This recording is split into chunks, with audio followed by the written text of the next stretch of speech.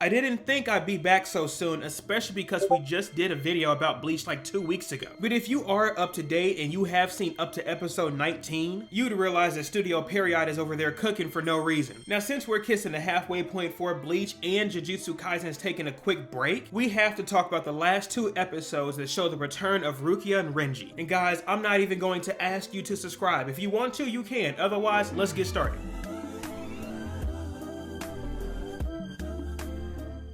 Now, if you have been watching Bleach, you've probably seen the return of Rukia and Renji. This is also your spoiler warning if you have not seen it, so here. To start things off, we should talk about episode 18 first, which is Renji's episode. Now, there are some goods here, and there's also something that's kind of problematic. To get the negativeness out of the way, what is the point of the visors? During this episode, we get to see both Captain Level Quincies and Rose fight Mask the Masculine. For those of you who have not seen Bleach prior to this 1000-Year Blood War, all visors have the ability to put on a hollow mask. Do you remember the piece when they talked about the Quincies are essentially allergic to hollows? Well, all the Quincies have the ability to put on a mask and they're basically part hollow. But that does not happen. Instead, we watch Mask literally beat both of the captains together while using their Bankais. It's even worse because one of them's stupid enough to talk about his abilities while he's winning. This is the classic case of talk too much jutsu and I don't want to see it again. Especially if you can't win. Now, moving right along from those disappointments, this was Renji's episode. We find out that Renji never knew the full name of his Zanpakuto. Therefore, that iconic mechanical snake-like Bankai he has is no more. And while saying Renji doesn't know the true name of his Bankai isn't original, it still works. Renji doesn't change much except getting a new Bankai, but at least he has some fresh new goggles. Now, when it comes to the villain, Mask the Masculine is a weird one. Mask the Masculine is the holder of the Shrift Superstar. At least that's what we thought. The dialogue inside the anime tells us that James, which is his companion, is actually the holder of the Shrift. So if he is the true Quincy, then what is Mask? Some believe Mask himself is just an imagination from James's thoughts. But if that is the case, then why is he straight up flesh? They could have done a bit better explaining his Shrift, but at least we get the idea. Mask the Masculine is a hero that fights for the little guy. As James continues to cheer him on, he can get stronger and also regenerate all wounds. It's crazy that he has this ability, especially because with it, he could have been the strongest Quincy period. But he's not. Because of the Mask internal crisis, he ends up burning himself out. The most likely reason is due to him killing James during one of his attacks. And since we know James can regenerate, this duo could have been immortal. Alas, he just kind of loses to an unworthy attack and kills himself off regardless. But I want to give props to this being a good fight, and plus Renji won the fight for once. Now moving right along, for episode 19 we have a bigger fight. Within this episode we follow Rukia, who just saved the sorry visors. After dropping them off, we find As Nodt creepily stalking Rukia. As we all know, As Nodt is a holder of the Shrift F, which is fear. Now, fear is also a very good Shrift because everything that is living can have fear. As Nodt himself is a great character, and for some people, he's probably the best Quincy. But when it comes to this fight, there is a caveat. Rukia states that she is immune to fear due to her body temperature. Since she can keep her body temperature at such a low degree, she's immune to fear because she's basically dead. Look, okay, Bleach is the captain of Cap. Some things you can write off, especially because it's an anime, but this one,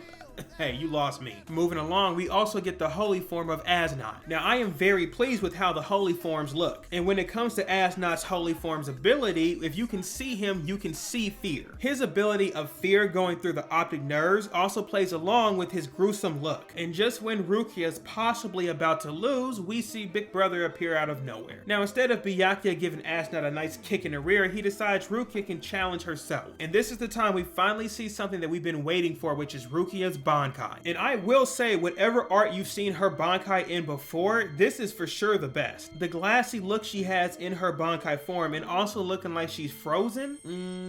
Now, Shell's shocker here, we won't see this Bankai ever again. Unless they change something up with the anime, but I highly doubt that. But getting to the big picture, the fight between Rukia and As Nodt was probably the best one thus far. We didn't have a crazy animated fight for this one, but knowing the backstory behind these characters and why they're fighting to begin with is pretty nice. Now, as you know, I'm making this video because these 2 episodes were that good. And as I mentioned before, there are some things I was kind of worried about with these next cores. And unfortunately, we got clamped down by one of them. We're shown that Hashwall can cast Judgment on any Quincy. Therefore, because BG9 and Kain-Do lost, they lose their lives as well. The problem does not stem from them losing their lives, but we never got the Shrift for BG9. This is criminal and we'll probably never get it in the future. My biggest concern for the 1000-Year Blood War was was missing content that we would never see again. And I'm sorry to tell you, but you'll never see BG9 ever again. This is our last chance to get knowledge and explanations for some characters. So if we don't get it here, we're never going to get it, period. Alas, it's just a small issue and I'm sure most casual watchers did not notice it. But besides that, we're about to run into another big fight next episode. And unless that one goes dummy stupid dummy 2, I won't do a full video for just that. So now for sure, I want to aim for the end of this season. The next time we'll talk about Bleach will probably be the final review for Core 2. So let me know what you think about these episodes in the comments down below and what was your favorite part. And with that, if you're looking for more anime content, I just talked about starter animes over here. Thank y'all for watching. I'll see you in the next one.